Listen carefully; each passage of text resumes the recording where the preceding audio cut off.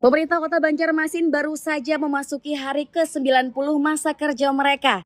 Namun, sejumlah tantangan besar masih menjadi sorotan. Salah satu pengamat tata kota, Subhan Syarif, memberikan pandangannya terkait langkah awal pemerintah kota, khususnya dalam menurunkan tarif parkir yang resmi diberlakukan Jumat kemarin.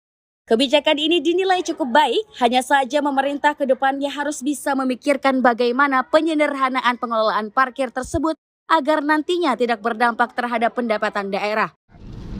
Memang langkah cukup bagus dalam hal sudah menurunkan tarif segala macam. Tapi kan persoalan parkir ini juga harus dipahami salah satu sumber pemasukan bagi daerah.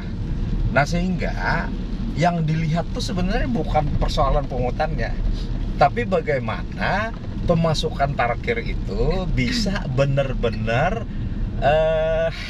mampu untuk dikelola dengan baik.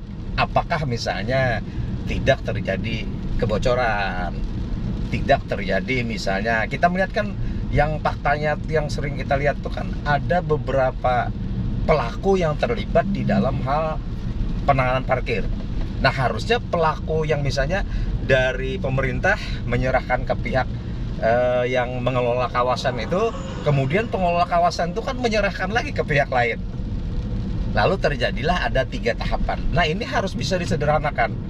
Mungkin sebenarnya tidak perlu lagi model seperti itu. Jadi cukup kalau misalnya diambil satu pengelola aja. Sementara itu, selain turunnya tarif parkir, Subhan juga mengapresiasi kebijakan Pemko Banjarmasin dalam menangani sampah. Menurutnya, permasalahan sampah ini sudah menjadi problem klasik sejak puluhan tahun lalu.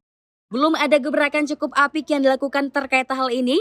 Pemilihan sampah dengan 3 zona, yakni rumah tangga, TPS, hingga TPA pun dinilai cukup bagus. Hanya saja ke depannya program ini harus lebih tersistem. Secara keseluruhan, Subhan menilai ada 3 tantangan utama yang harus diprioritaskan dalam tata kelola kota, yakni kemacetan, banjir, dan kawasan kumuh. Semua ini ia harapkan adanya kerjasama dan membutuhkan pemetaan yang jelas agar solusi yang diterapkan bisa berdampak nyata. Secara keseluruhan, Subhan menilai ada 3 tantangan utama yang harus diprioritaskan dalam tata kelola kota, yakni kemacetan, banjir, dan kawasan kumuh. Semua ini ia harapkan adanya kerjasama dan membutuhkan pemetaan yang jelas agar solusi yang diterapkan bisa berdampak nyata. Nina Megasari, Duta TV, Banjarmasin.